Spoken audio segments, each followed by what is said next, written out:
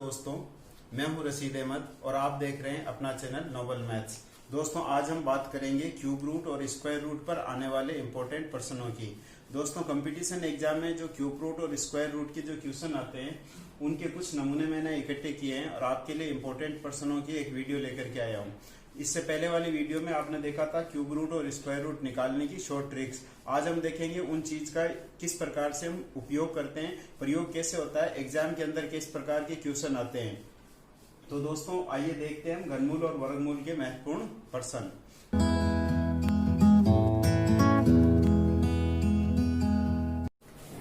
आइए दोस्तों, देखते हैं हम पहला सवाल मैंने लिया है, निम्न में से कौन सी संख्या किसी प्राकृत संख्या का वर्ग नहीं है। इस प्रकार के सवाल आते हैं जिसमें हमें ये पूछा जाता है कौन सी संख्या किसका वर्ग नहीं है, अर्थात हमें ये पता लगाना है कि इसमें से पूर्ण वर्ग संख्या कौन सी नहीं है।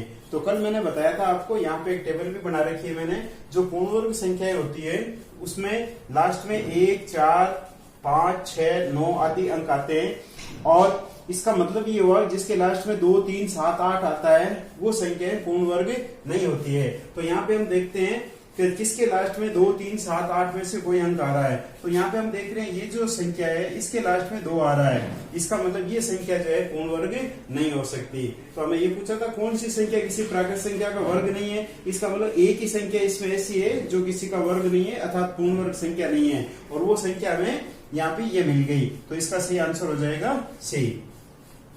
चलिए देखते हैं हम दूसरा सवाल में आपको क्वेश्चन तो सिंपल है लेकिन ये थोड़ा पॉइंट वाला चक्कर है, इसमें 0.000576 ये दे रखा है। तो इसका अंडर रूट का मान कितना होगा। तो दोस्तों देखो, यहाँ पे मूल संख्या है 576 और आप जानते हो 576 का वर्गमूल तो 24 होता है। इसका मतलब इसका आंसर ये मेन संख्या तो होगी 24 आपके पास में। अब यहाँ पे हम देखेंगे पॉइंट कितने अक्षरों के बाद में लगा हुआ है। तो इसमें देखिए 1, 2, 3, 4, 5, 6 पॉइंट जो है 6 अक्षरों के बाद में लगा हुआ है। इसका मतलब ये हुआ कि जब हम वर्गमूल लेंगे तो इसमें पॉइंटों की संख्या आधी हो जाती है। जब 6 के बाद में है तो जो आंसर आएगा उसमें हमारा दशमलव जो है वो 3 अक्षरों के बाद में आएगा। इस साइड से हम देखेंगे दशमलव के बाद में जो है ये इस प्रकार से देखिए ये यहाँ पे पॉइंट लग गया, तो 0.024 ये दशमलव के आगे जो है 3 अक्षर होने चाहिए। तो इस प्रकार से इसका आंसर हो जाएगा आपका ये 0.024। अब देखिए क्वेश्चन नंबर 3 है, ये बड़ा इंपॉर्टेंट क्वेश्चन है। 8.1 का मान कितना होगा, अंडर रूट के अंदर दे रखा है आपको 8.1। तो दोस्तों यहाँ पे देखिए बहुत ही जो है कंफ्यूजन वाला सवाल है, इसको आप जो है 81 मत समझ लेना। ऐसा नहीं है कि आप 8.1 को 81 समझ के और इसका वर्गमूल 9 कर दो और यहाँ पे पॉइंट लगा हुआ है तो आप स्टार्टिंग में पॉइंट लगा के और इसका आंसर 0.9 बता दो, तो ये गलत हो जाएगा आपके। यहाँ पे 8.1 का हमें वर्गमूल निकालना है, अर्थात हमें 8 का वर्गमूल निकालना है। इस बात को आप यूं समझो, 8 का वर्गमूल, तो 8 का जो वर्गमूल होता है वो 2 पॉइंट समथिंग के बराबर हो जाएगा, क्योंकि हम जानते हैं 9 का वर्गमूल जो है 3 होता है। इसका मतलब 8 का वर्गमूल जो है वो 2 पॉइंट समथिंग होगा। तो इस आंसर में हमारे पास में 2 पॉइंट समथिंग ये एक ही दे रखा है, इसका मतलब इसका आंसर ये हो जाएगा 2.846 लगभग, मान ये हो जाएगा इसका 2.8। केवल हमें इसका अंदाजा लगाना है बात का कि 8 से आपको बात को पकड़नी है। 9 का वर्गमूल 3 होता है तो 8 का वर्गमूल 2 पॉइंट समथिंग होगा, 2 पॉइंट समथिंग वाला ये एक ही आंसर है। चलिए अब हम देखते हैं क्वेश्चन नंबर 4। क्वेश्चन नंबर 4 में भी देखो सिंपल सा ये क्वेश्चन तो, लेकिन इसमें क्या दिया है आपको, 0 पॉइंट अंडर रूट के अंदर ये कुछ संख्या दे रखी है और आपको पूछा है इनका योग कितना होगा, आपको इनका जोड़ पूछा है। तो देखिए वैसे तो मौखिक है ये सवाल, आप इसको मौखिक कर सकते हो। देखो मैं करता हूं इसमें, यहाँ पे पहले हम देखते हैं 1.21। तो 1.21 का जब हम वर्गमूल निकालेंगे तो 121 का वर्गमूल जो है 11 होता है और यहाँ पे 2 अक्षर के बाद में पॉइंट है तो आंसर में हमारा 1 अक्षर के बाद में पॉइंट आ जाएगा, मतलब 1.1 तो ये हो गया। और 81 का वर्गमूल 9 होता है तो ये 9 हो गया और ये पॉइंट आ गया। यहाँ पे 2 अक्षर के यहाँ 2 अक्षर थे तो आंसर में 1 अक्षर के बाद पॉइंट आ जाएगा। 0.01 का हो जाएगा 0.1 हमारे पास में, और ये 4 अक्षर है, इसका मतलब 2 अक्षर के बाद इसमें 0 आ जाएगा, 3 आ जाएगा इसका वर्गमूल। 9 का वर्गमूल तो 3 हो जाएगा और इसमें 4 अक्षर हैं, इसका मतलब हमारे आंसर में जो है 2 अक्षरों के बाद में पॉइंट रहेगा। अब इन सब की अगर हम जोड़ कर लें तो ये आ जाएगा 2.9। 2.13, ये इसका आंसर आ जाएगा आपके जो है बी राइट आंसर हो जाएगा 2.13। आप मौखिक भी कर सकते थे, इसका 1.1 हो जाएगा, इसका 0.9 हो जाएगा, तो ये 2 हो गया, 2.1 ही हो गया और 3 ये हो गया, 2.13 हो गया। तो इस प्रकार से हम देखते हैं कि ये SSC 2001 में आपके क्वेश्चन आया हुआ भी था। दोस्तों अब देखते हैं क्वेश्चन नंबर 5। क्वेश्चन नंबर 5 ये भी इंपॉर्टेंट क्वेश्चन है, SSC 2004 ASM 2004 में आया हुआ क्वेश्चन है और एकदम सिंपल है। इस प्रकार का क्वेश्चन आता है जिसमें बहुत सारे ऐसे अंडर रूट दे रखे होते हैं, तो ऐसे क्वेश्चन को करने के लिए आप बिल्कुल जो है पीछे से यहाँ से शुरू करोगे उल्टा। सबसे पहले आपको दे रखा है 144, मौखिक हो जाएगा सवाल, देखिए सेकंड के अंदर हो जाएगा। 144 का वर्गमूल 12 होता है, 12 को 52 में जोड़ दिया मैंने तो 64 हो गया, 64 का वर्गमूल 8 हो गया, 258 में 248 में 8 जोड़ दिया मैंने 256 हो गया, और 256 जो है वो 16 का वर्ग होता है, तो इसका राइट आंसर आ गया 16। वापस देख लीजिए, अब करके देखोगे आप, टाइम लगेगा थोड़ा सा। 12 को इसमें जोड़ेंगे 64, तो ये हो गया अंडर रूट 64, 64 का वर्गमूल निकाल दिया तो हो गया 8 और 248 उसमें जोड़ दिया मैंने तो ये हो गया 256, और फाइनली 256 का वर्गमूल निकाल लिया 16।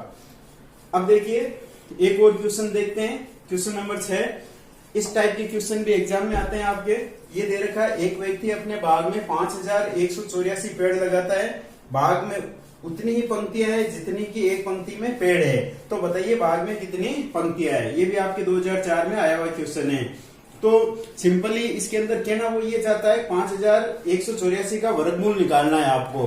जब भी कभी ऐसा सवाल आता है कि उतनी ही पंक्तियां हैं जितने की जो है उसके अंदर पेड़ है, या कोई भी स्क्वायर टाइप की क्वेश्चन है, स्क्वायर उसके अंदर आकृति बनती है, मतलब जितनी आकृतियां इस पंक्ति में है उतनी रो के अंदर है, रो और कॉलम के अंदर जो है समान है संख्या, तो इसका मतलब आपको इसका वर्गमूल निकालना है। वर्गमूल 5184 का वर्गमूल निकालना है। कल आपको शॉर्ट ट्रिक्स बताई थी, इसमें दो के जोड़े बढ़ेंगे। 84 है, 84 का देखो लास्ट में 4 आया हुआ है, इसका मतलब इसका अंक 2 या 8 हो सकता है। इकाई का अंक या तो 2 हो सकता है या 8 हो सकता है। अब देखिए 51 किसके बीच में आता है, तो 51 हमारे आता है यहाँ पे 7 और 8 के बीच में। इसका मतलब छोटी संख्या में लेनी है तो 7 लेना है, तो इसका मतलब आपका आंसर जो है या तो 72 होगा और या 78 होगा। तो एक तो देखिए इसमें आंसर में आपको 72 मिल रहा है, 78 है ही नहीं, इसका मतलब आपका आंसर तो आ गया 72।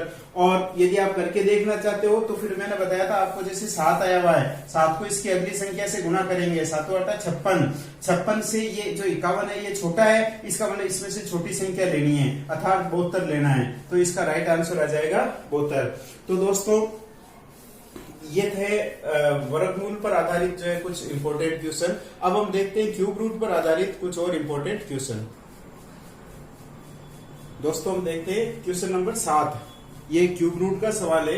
इसमें आपको दे रखा है, एक संख्या दे रखी है तो ये किसकी घन संख्या है, अर्थात इसका आपको घनमूल ज्ञात करना है। तो जैसा कल मैंने शॉर्ट ट्रिक्स में आपको बताया था, यहाँ पे लास्ट 3 के पहले जोड़े बनाते हैं, तो लास्ट में 224, तो 224 के लिए आपको बताया था अगर 4 आया हुआ है तो नो चेंज, मतलब 4 का 4 ही आएगा इसमें, इकाई का अंक तो हमारे पास 4 आएगा।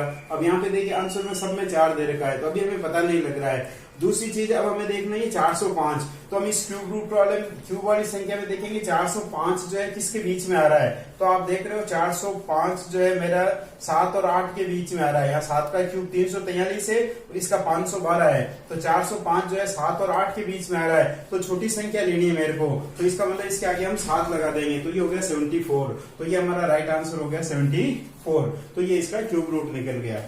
नेक्स्ट क्वेश्चन देखते हैं, क्वेश्चन नंबर 8। इसमें भी देखिए क्यूब रूट का चिन्ह लगा हुआ है। क्यूब रूट देखो हिंदी में लिखा हुआ हो या ऐसा चिन्ह, ये जो अंडर रूट लगा करके बाहर जो है 3 लिखता है, ये क्यूब रूट का चिन्ह होता है, घनमूल का चिन्ह होता है। तो देखिए इसका मतलब हमें इन दोनों के आगे क्यूब रूट लगा हुआ है, तो दोनों का हमें क्यूब रूट निकाल करके और फिर इसमें जोड़ना है। तो इसमें देखिए यहाँ पे लास्ट में हमारे पास में 0 1 7 आया, 3 के जोड़े अगर हम बनाते हैं तो 17, मतलब 7 आया हुआ है। तो 7 के लिए आपको पता है इकाई का अंक हम लेते हैं 3, तो यहाँ पे इसमें इकाई का अंक आ गया मेरे पास में 3। अब रह गया 389, 389, 389 देखते हैं किसके बीच में आता है, 389 7 और 8 के बीच में आ रहा है 389, तो इसका मतलब छोटी संख्या हो गई ये, तो इसका मान हो गया मेरे पास में 73 आ गया यहाँ पे। अब इसमें देखते हैं ये 763, इसमें लास्ट में 3 आया हुआ है, तो आपको बताया 3 आया हुआ तो हम उसको 7 में बदल देंगे। और 300 देखो किसके बीच में आ रहा है, 6 और 7 के बीच में आ रहा है, तो छोटी संख्या है यहाँ पे 6, तो ये ले लिया मैंने यहाँ पे 6 ले लिया। अब आपको इन दोनों की जोड़ करनी है, तो इन दोनों को जब हम जोड़ते हैं तो ये हो गया आपके 7 3 10, 7 से 13 और 1 14, 140 हो गई इसकी जोड़। तो इसका राइट आंसर आ गया हमारे पास में 140, ऑप्शन सी में दिया हुआ है 140। तो दोस्तों ये सारा काम जो है सेकंडों के अंदर जो है मौखिक हो जाएगा, आप लोग जब जल्दी से करोगे इनको तो थोड़ी प्रैक्टिस की आवश्यकता है। इस सवाल में देखिए, नवे सवाल में थोड़ा सा घुमा दिया इसने बात को। एक के ऊपर तो देखो क्यूब रूट दे रखा है, एक पे खाली स्क्वायर दे रखा है, ध्यान रखना कंफ्यूज नहीं होना। एक पे क्यूब रूट है तो हम पहले इसका क्यूब रूट निकालते हैं, तो क्यूब रूट के लिए 3 के जोड़े बनाते हैं। ये एक जोड़ा बन गया, 15 शेष बच गया, 625। यहाँ पे 5 आया हुआ है, तो 5 का जो है हमें पता है 5 का 5 ही रहता है, कोई चेंज नहीं होता है। और 15 देखिए किसका क्यूब होता है, 8 और 27 के बीच में आ रहा है 15, मतलब 2 और 3 के बीच में आ रहा है, तो छोटी संख्या लेंगे हम, तो यहाँ पे 2 ले लेंगे, तो ये 25 हो गया, यहाँ पे इसका घनमूल हो गया 25। अब इसी संख्या का आपको स्क्वायर निकालना है, 15 625 दे रखा है, इसका स्क्वायर भी निकालना है, तो स्क्वायर के लिए हम 2 का जोड़ा बनाते हैं, यहाँ पे 25, तो 25 का जो है हम 5 है तो 5 का 5 ही लेंगे, यहाँ पे कोई चेंज नहीं है। और अब बाकी बच गया हमारे पास में 156, तो देखो 156 किसके बीच में आता है, 156 12 और 13 के बीच में आ रहा है, छोटी संख्या लेंगे मतलब 12 लेंगे यहाँ पे, तो ये हो गया 125 प्लस 25, तो 125 में जब 25 जोड़ेंगे हम यहाँ पे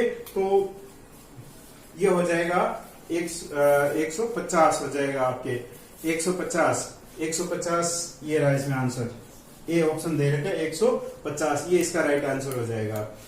अब देखते हैं क्वेश्चन नंबर 10। क्वेश्चन नंबर 10 में भी आपको ये दे रखा है, क्यूब रूट दे रखा है, तो इसका मतलब सीधा घनमूल निकालना है। यहाँ पे 877 दे रखा है, मतलब लास्ट में जो है 7 आया हुआ है, तो 7 को आपको पता है हम 3 में बदल देंगे, तो लास्ट में 3 आएगा, इकाई का अंक, तो आपके आंसर तो आ गया ये 53, क्योंकि इसी में दे रखा है इकाई का अंक 3, बाकी किसी में नहीं है।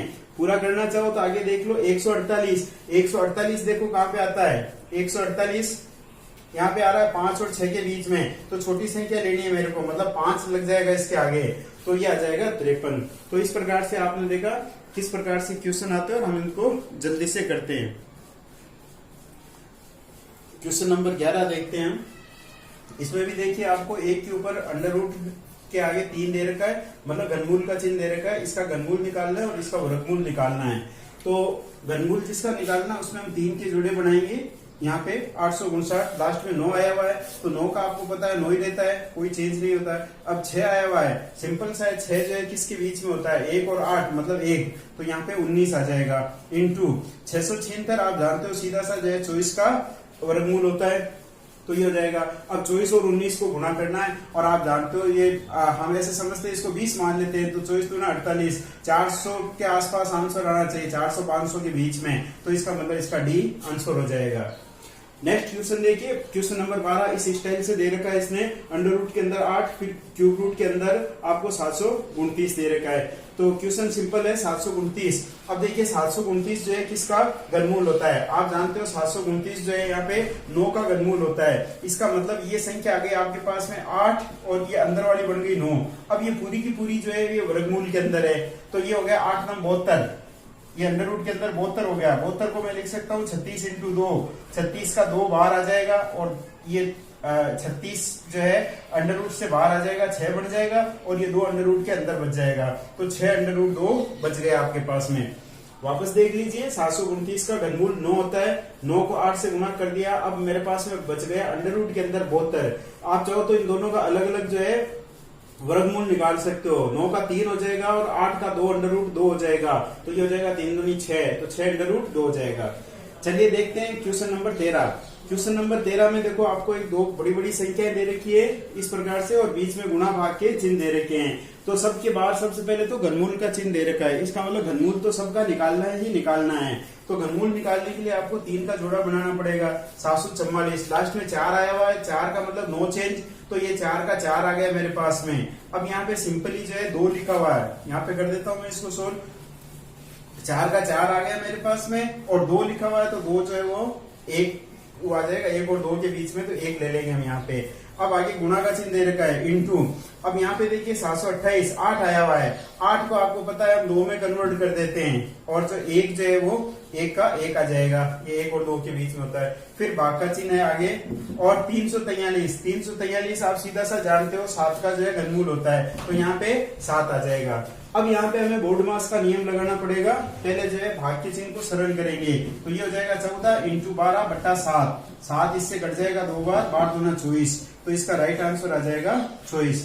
तो इस प्रकार से आपने देखा किस प्रकार से बड़ी बड़ी संख्याओं को शॉर्टकट ट्रिक से जल्दी से कर लेते हैं। अब देखते हैं क्वेश्चन नंबर 14। क्वेश्चन नंबर 14 में हमें दे रखा है 675 को किस छोटी से छोटी संख्या से गुणा करें ताकि ये पूर्ण घन संख्या बन जाए। तो यहाँ पे देखिए दोस्तों, अगर हम 675 के गुणनखंड करते हैं तो इसके फैक्टर बनते हैं 5 इंटू 5 इंटू 3 इंटू 3 इंटू 3, ये इसके गुणनखंड बन जाएंगे। और घनमूल निकालने का एक तरीका होता है, इसमें हम 3-3 के जोड़े बनाते हैं। तो यहाँ पे आप देख रहे हो 3 का जोड़ा तो पूरा बन रहा है, लेकिन 5 में जो है कम पड़ रही है, ये 2 संख्या आ रही है, इसका मतलब 1 5 यहाँ पे कम पड़ रहा है। तो ये कह रहा है किस संख्या से गुणा करें, अर्थात यदि हम इसको 5 से गुणा कर दें तो ये पूर्ण घन संख्या बन जाएगी। नेक्स्ट क्वेश्चन नंबर 15 हम देखते हैं। यहाँ पे दे रखा है अंडर क्यूब रूट के अंदर आपको दे रखा है 1 माइनस 91/216। तो शॉर्ट में यदि आप देखो तो इसका मतलब नीचे तो 216 ही आएगा और 216 का घनमूल 6 होता है, तो इसमें केवल इस आंसर में नीचे 6 दे रखा है, तो इसका मतलब इसका आंसर हो जाएगा 5/6। करके देखना चाहो तो 216 में से 91 को घटा लेते हैं हम, तो 125 बच जाएगा। तो ये हो गया 125/216 का घनमूल निकालना है। 125 का 5 होता है, 216 का 6 होता है, तो 5/6 आ जाएगा। अब दोस्तों लास्ट में हम एक क्वेश्चन कर लेते हैं। ये क्वेश्चन दे रखा है, हालांकि इतना 9 डिजिट का जो है आपके आता नहीं है, लेकिन फिर भी यदि इस प्रकार का क्वेश्चन आ जाए तो देखिए हम किस प्रकार से करेंगे। ये 9 अंकों की एक संख्या दे रखी है, इसका हमें क्यूब रूट निकालना है। ऐसा क्वेश्चन आपके कम आता है, 6 अंकों की डिजिट तक का ही क्यूब रूट आता है। देखिए इसमें सबसे पहली बात तो लास्ट में 817 आया हुआ है और 7 के लिए आपको बता रखा है ये चेंज हो जाएगा 3 के अंदर। इसका मतलब हमारा जो इकाई का अंक है वो 3 आएगा। इसका अर्थ ये हुआ कि ये सी और डी हमारे 2 आंसर कैंसिल हो गए, ये 7 वाले जो है ये तो नहीं आ सकते। अब हमारे पास में बच गए केवल 2 अंक, तो इसको हम चेक कर लेते हैं। एक शॉर्टकट तरीका बता देता हूं मैं कि किस प्रकार से इन दोनों में से कौन सा आंसर होगा ये हम निकालेंगे। तो इसके लिए हम पहले इसके अंकों की जोड़ कर लेते हैं, परसेंट के अंकों की जोड़ कर लेते हैं। तो देखिए 1 और 5 6, 6 8 14, 16 17 18 19 20 27 28 28 और 7 35 को फिर हम जोड़ लेते हैं। 5 और 3 8, तो इसमें जो है इसकी जोड़ आ गई, अंकों की जोड़ आ गई मेरे पास में 8। अब आपको जो आंसर दे रखे हैं उस आंसर के अंकों की जोड़ करनी है। तो पहले देखिए ये हो गया 7 और 5 12 और 12 और 3 15, ये हो गया 15 को फिर जोड़ेंगे तो ये हो गया 6। अब यहाँ पे हमें इसका क्यूब करना है, 6 का क्यूब होता है 216। अब इनको जोड़ो 216 को, तो 6 और 2 8 और 1 9, तो यहाँ पे अंकों की जोड़ 9 आ गई, हमें 8 चाहिए। इसका मतलब ये भी आंसर नहीं हो सकता, तो शेष बच गया ये आंसर, यही हमारा राइट आंसर होगा। इसको भी चेक करके देख लेते हैं। ये इनकी जोड़ कर लेते हैं, 7 3 10 और 4 14 हो गए। 14 में फिर जोड़ लेते हैं, ये 5 हो गया, 5 का क्यूब करेंगे 125 हो गया।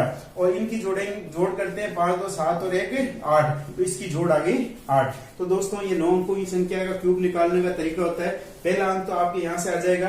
बाकी मैंने देखो पहले इसके क्वेश्चन के अंकों की जोड़ कर ली और तब तक करनी है जब तक कि सिंगल अंक आपको प्राप्त नहीं हो जाए, यूनिट डिजिट इसको कहते हैं। और अब जो आंसर दे रखा है उसमें आपको पहले इसके अंकों की जोड़ करनी है, सिंगल अंक प्राप्त करना है, फिर उसका क्यूब करना है। क्यूब करने के बाद फिर आपको अंकों की जोड़ करके देखनी है। वो जोड़ यदि इस जोड़ के बराबर आ जाती है तब जो है आपके वही इसका सही आंसर होगा।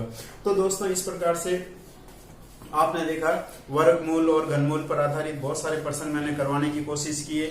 और फिर भी जो है प्रैक्टिस आपको करनी है। आपके पास में जो भी कंपटीशन की बुक हो आप उनसे देख करके प्रैक्टिस कीजिए। यदि कोई दिक्कत है तो आप कमेंट्स बॉक्स में मेरे को लिख करके और जरूर पूछिए। दोस्तों यदि अभी तक आपने मेरे इस चैनल को सब्सक्राइब नहीं किया है तो चैनल को सब्सक्राइब जरूर करें और बेल आइकन को दबा दें। आप इसको ज्यादा से ज्यादा जो है लाइक करें वीडियो को। यदि आपको पसंद आती है तो वीडियो लाइक करें और अपने दोस्तों में इसको शेयर जरूर करें। Thank you very much.